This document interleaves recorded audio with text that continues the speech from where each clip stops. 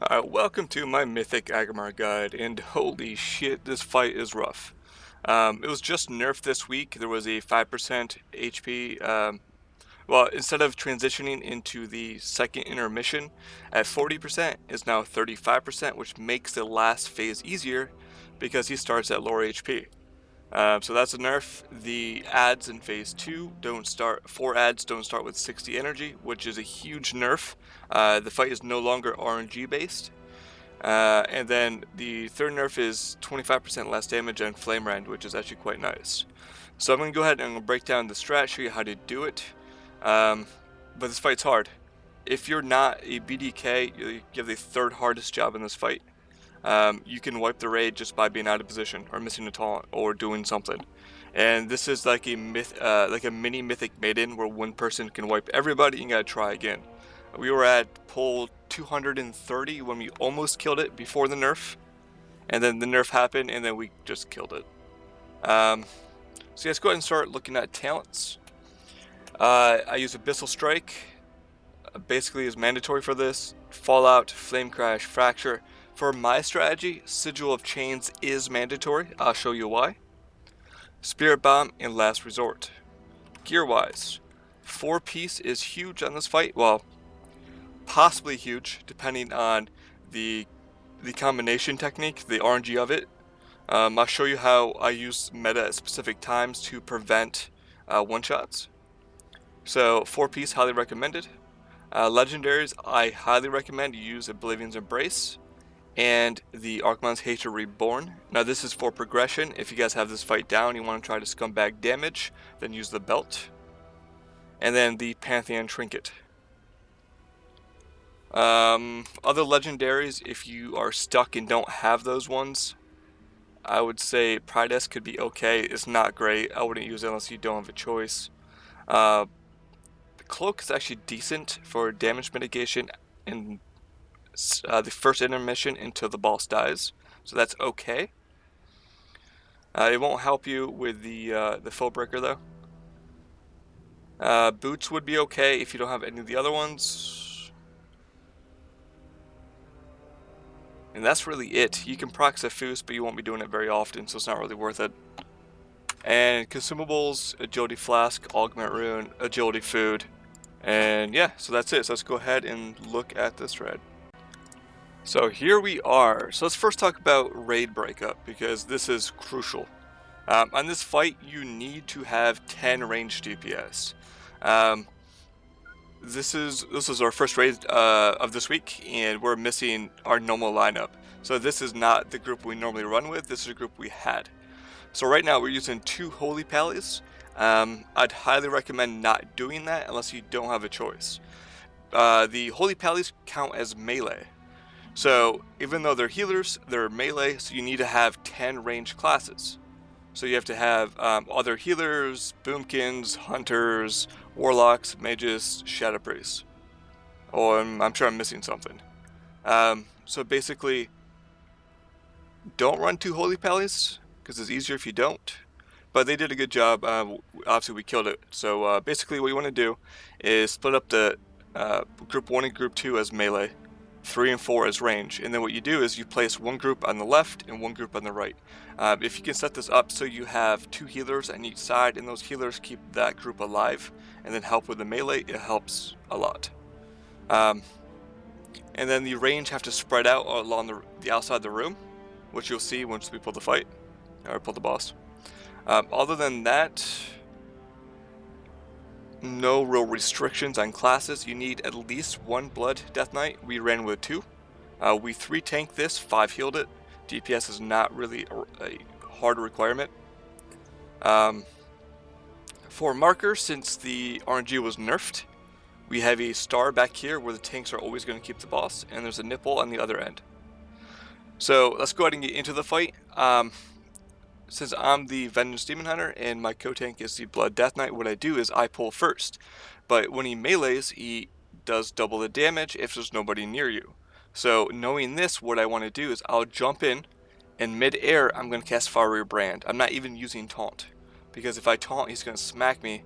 But if I use Fiery Brand, when he smacks me, I'll take 40% less damage regardless. So jump in In mid-air, use Fiery Brand, and then I normally go into an Archimonde's Hatred just to make sure I don't get killed by the time my Blood Death Knight gets on top.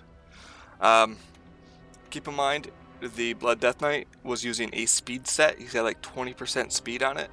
It makes the fight a lot easier if he's fast. So if your Blood Death Knight has a speed set, highly recommended. So let's go ahead and start. So I'm going to jump in, Fiery Brand right away. I'm going to pull him back, use an Archimonde to make sure I don't die, and position him on the star.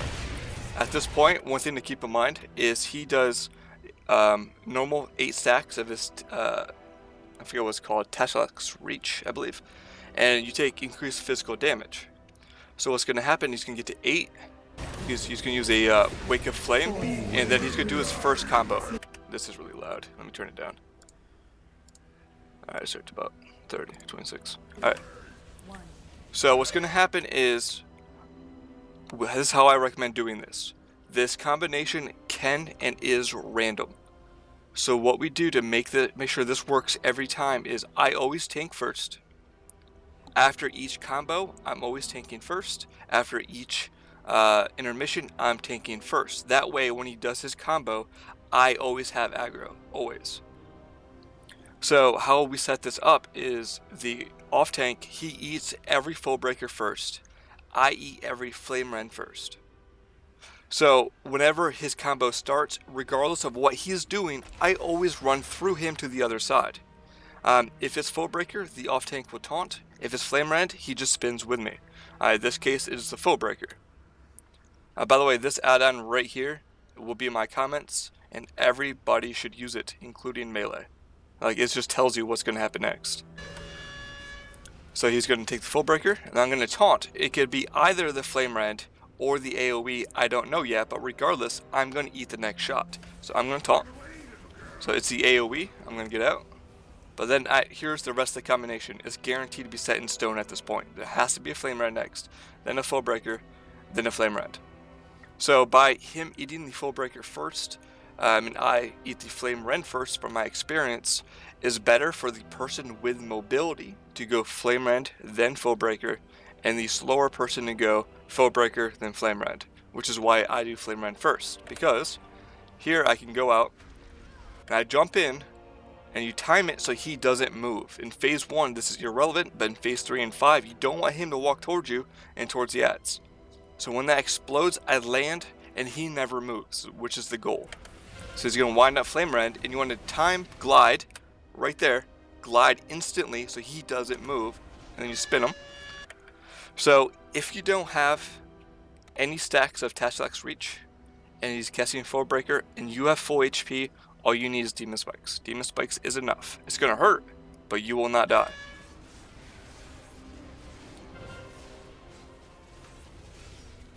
And then I taunt, because I always have aggro first.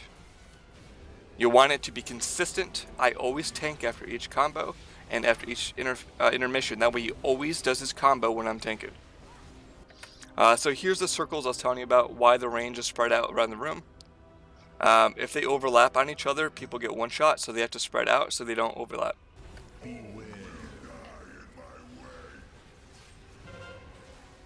So we switch at 8 debuffs. Sometimes we go 9 or 10 because we're paying attention to other stuff. But as long as it's near 8 is all that matters.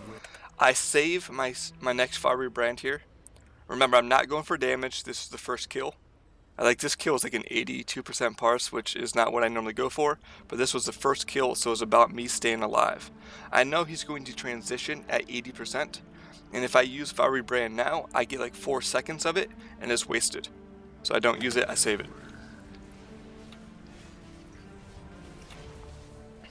Alright, so here's the intermission, and this is what's going to cause you to wipe more and more. Over everything, this is where you're going to wipe. So, this is no longer RNG, so this is a lot easier. And I'll show you a clip after the end of the strategy, showing you what it used to be, just because it's stupid. So, when the ad spawns, I'm going to pick them up. And what I'm going to do is, if you look here, the little ads are spawning around the room. We have one mark on the ground.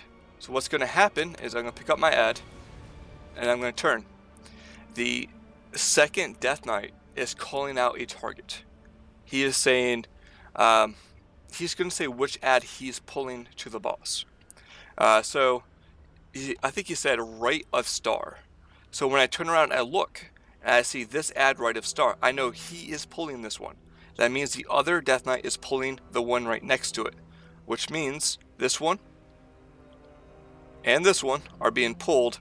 I want to go over the one to the left. So here is where communication is important. The second Death Knight said right of star. That means I'm going out over here on top of moon. And star as in the marker, not the marker on the ads. So I'm going to jump out on top. It's going to enrage, but it's going to go away. And right here, top of my screen, you can see where both Death Knights pull the ads on top of each other, and those two are going to walk in. We use healing cooldowns. Right here we use a Link and a Him. So I'm going to keep these ads close, but not too close to enrage. Those two ads are going to walk in, and this is what I'm using my chains for. We want to have these two ads here walk in next, but they need to be grouped on each other. So what I'm going to do is those two ads are walking in. I'm going to prime these two ads here to go in next. So I can cast Sigil Chains, group them together. And then to make sure they don't get AoE Death Gripped, I want to make them Stutter Step, because they're going to have a Warlock's Corruption. And I should have said this already. Once my ad stops enraged, so I ran out over them, it enraged. And then once it came off enrage, our Affliction Warlock threw a Corruption on it. That way it is permanently slowed. And then after he does that one, he corrupts the other one next to it, which is the one I Death Gripped. So both of those are permanently slowed now. So if you try to CC them with like a root, they're going to instantly break it, but it will save you like 2 seconds with a Stutter Step. So what I'm going to do is I grip them together, and then I'm going to throw a Sigil Misery down. And this will make them Stutter Step. And that buys us like 2 or 3 seconds. But that's all that we need to make sure that the debuff falls off. Like so. And they walk in and we're good. We have 2 secs. So intermission, we pop 2, then 2. And then since this is not the old way, this has been nerfed, you can just pull in one at a time now. So what happened is, you didn't get to see this, is when the other ads were about in his circle, I'll try to show you in the second intermission, the other Blood Death Knight AoE gripped them all on top of each other behind the boss, and then a Boomkin blew them away, and then another Druid blew them back. So AoE grip, all on top of each other, right behind the boss, Typhoon, Typhoon. And then once they're in the back, the Blood Death Knight, the second one, will Death Grip one ad out of the group. So we pull one ad out. So there's 10 total, we killed 4. There's 6, we pull one out, so there's 5 in a group. Once all 5 are there, we just kill them. Kill them all one time, and only once. If you do it more than once, the timing is all messed up. So you pull them out, you pull one ad out, and then you kill the rest. So I'm going to taunt and bring them back into position. And you can see here, there's a little ad right here at the top. This is the one ad that the Blood Death Knight pulled out. And then everybody else is AoE. We had the Boomkins and the Warlock just AoE the rest. So you see that little ad walking back there. So these flares, if they explode on top of the ads, they get enraged. And you have to dispel them or you wipe. So after each intermission and after each combo, a flare goes out. In phase 3, you just put them to the sides and not on the ads. So we switch to 8. Once the debuff falls off, he's going to grip in the next ad that we primed. At this point, we just keep the ads in the back, and we just grip in one at a time.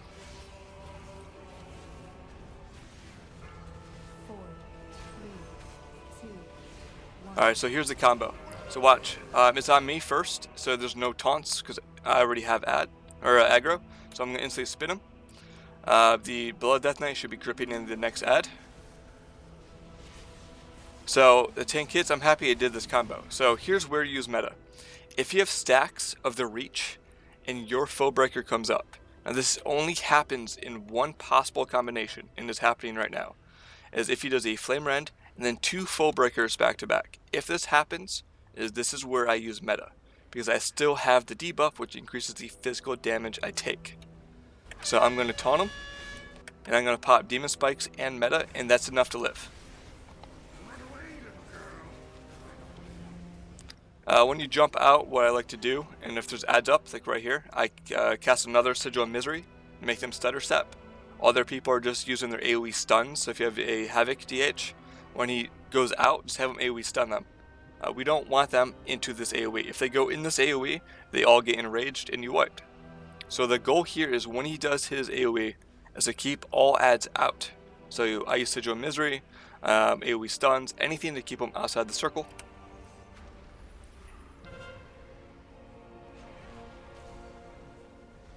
Alright, so I'm going to taunt and bring him back.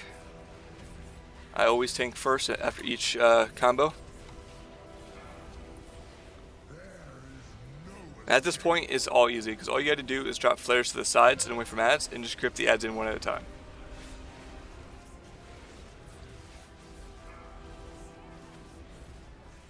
Empower wards. You should use Empower wards to keep up Siphon Power as much as you can during the dots. Keep in mind, on my first kill, I don't manage myself as well as I should. So you can see a lot of times I should have it up and I don't. As a raid leader, I'm always watching everybody else. So he eats the first foe breaker, I taunt. Jump out. One ad left, you can just kill it. I think we do. We should. No, no. So, Rend, Glide, and then Demon Spikes.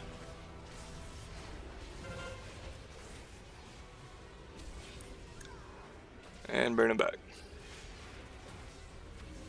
There was like a 2 to 3 second delay after his combo before he melees. That's good, because it gives the other tank time to get back to you before you get double hit.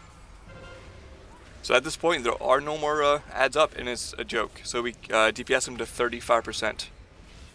This is the one nerf that just happened. Heads up though, when you have 8 stacks, let me cover this. When you have 8 stacks of the debuff, this is when Demon Spike's uptime is very essential. So basically, when I have low stacks, I normally don't use Demon Spikes unless I get chunked, allowing my Demon Spikes to recharge. That way, when I have 8 stacks, I'm using Demon Spikes to mitigate all the extra damage. So Demon Spike uptime is crucial during the 8 stack period.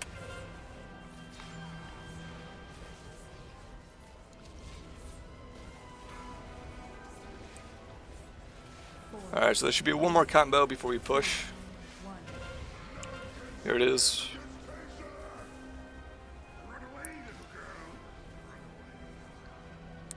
And this add-on is almost essential, or like required. It's really good. Alright, so let's do this one more time.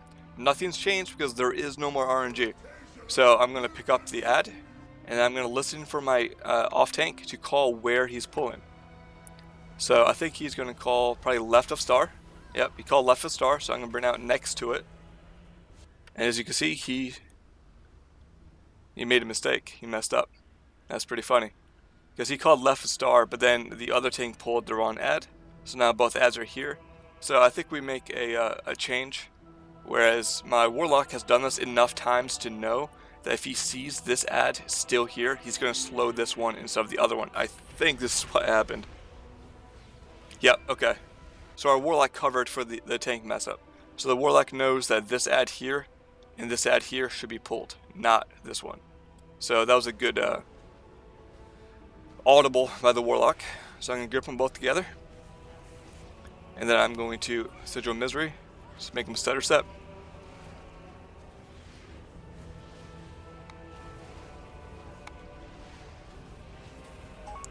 We also have when it's needed, a druid to typhoon the ads on top of the boss, if it's needed. Like right there, you just did it. And make sure they go in before he moves. So now we're going to taunt this, pull it back. Now, here is where we change Phase 5. Phase 5 is exactly identical to Phase 3, except 2 changes. First off, what happens is whenever you cast Flare, 3 ads spawn.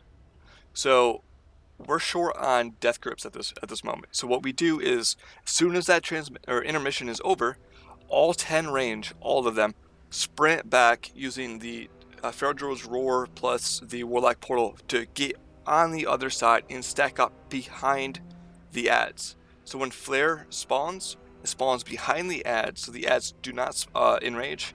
And when the ads spawn, they spawn behind the group that's already there. They do spawn enraged, so we used a Shadow Priest to mass dispel them. If you don't have a Shadow Priest or they're not grouped up, then you can use Purges and single target dispels. They have to be dispelled ASAP. So as right now, intermission's over, they're all running to the back. So you can see them all back here now, stacking up. That's the one ad that we pulled out from the group. Remember, we grouped them up, pull one out. So you see the flare back here. They're going to spawn. Those 3 ads are spawning. They're going to dispel them. Whenever an ad's dispel, you take 500,000 damage per ad. And then what they're going to do is kill them all. And we only kill them once, otherwise the timing is all messed up. Blow less than 30% due to executes.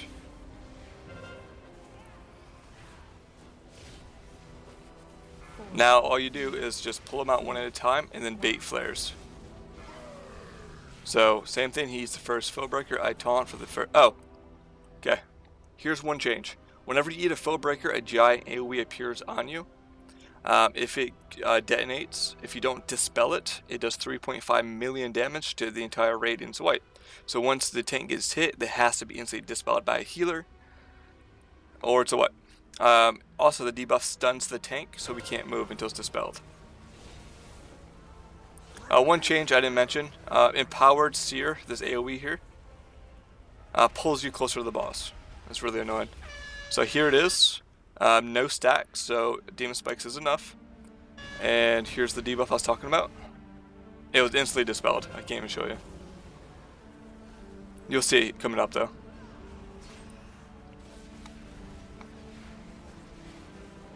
So again, after intermission, everybody's going to the back to bait the flares. Shadow Priest is out of position though. He's moving a little bit too late, but it worked well enough. He wasn't picked.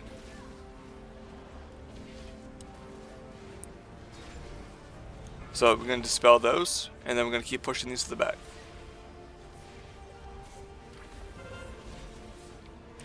Alright, so there we go. The combo's coming up soon. This is where stuff gets a little messed up. 4, 3, 2, 1. Alright, so we should be pulling an ad in, but it's the Flame Rend. So what I'm going to do is I'm going to pull him over, or spin him I guess. But here is, I saw the off-tank taunt, and he shouldn't have taunted. If he gets hit by that Flame Rend, it's a wipe because I no longer have a tank to tank with because you go flying. So I blow my taunt at the last second, get hit, and then he's going to get hit with a full breaker, and this is where it gets bad. I blew my taunt on the Flame Rend when I shouldn't have. Now I don't have taunt for 3 seconds, and he's going to hit with another full breaker. So I'm spamming taunt. You can see I taunted at the last second. It procs my last resort because I wasn't ready for it. I didn't pop meta because I was panicking. I had stacks, so meta was required. I didn't use meta because I panicked. The other tank also got hit by the second foe breaker, so he also died. He popped Purgatory. So I popped last resort. He popped Purgatory, but the Purgatory damage is too high, meaning he's going to die anyways. We both have the debuff, and I'm stunned. So he needs to be dispelled, I need to be dispelled. They dispelled him, and not me. Oh, they did at the last second, but I'm now in the AoE. I should be jumping out, but again, I'm in panic mode. He's dead. I'm calling for a battle res. And I die. That was really bad of me. Both get res, and then somehow we recover it and kill it.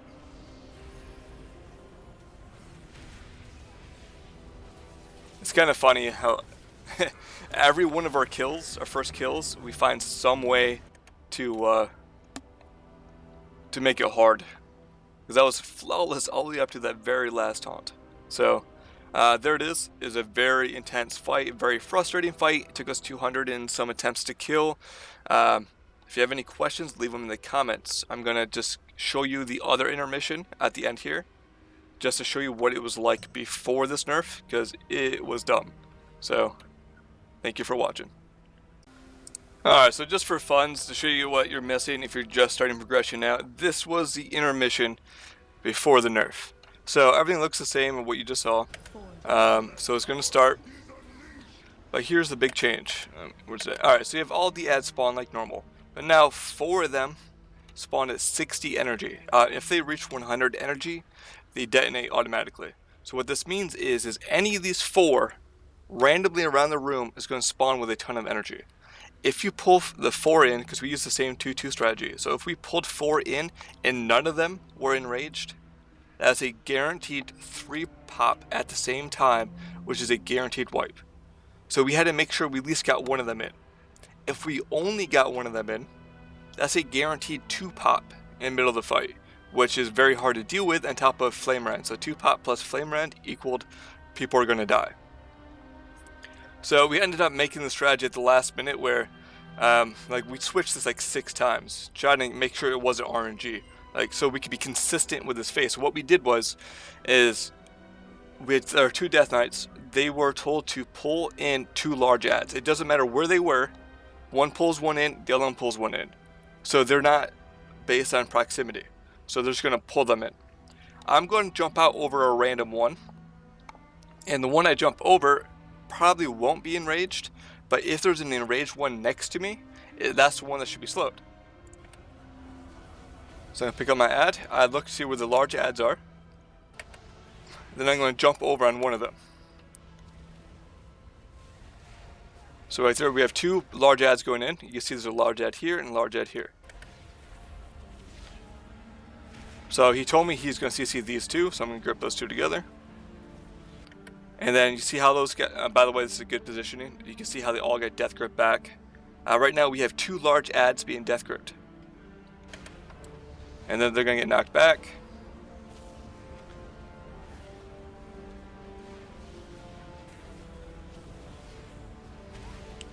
So what this means is we're going to have to pull out the big ads first. If we don't, we're going to get a double bump. So I'm going to taunt, bring the boss back. And now the off tank has to find whatever ad has the most HP and then pull it out.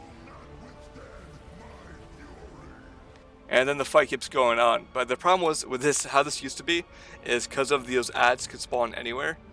If you were, like, you couldn't use a set plan, because if you had, okay, if we go and blow up these 2 and then these 2, in the off chance that none of those were the enraged ads, is 100% wipe. So imagine getting to the last intermission and then doing your set strat and then being unlucky because no big ads spawn there, and you know the fight's over. Like, it's just a guaranteed wipe. So this entire phase before the nerf was really it's much harder actually. So the nerf was huge, made it a lot easier, made it a lot more consistent. So yep, again, thank you for watching, and if any comments or questions, and leave it below. Thanks.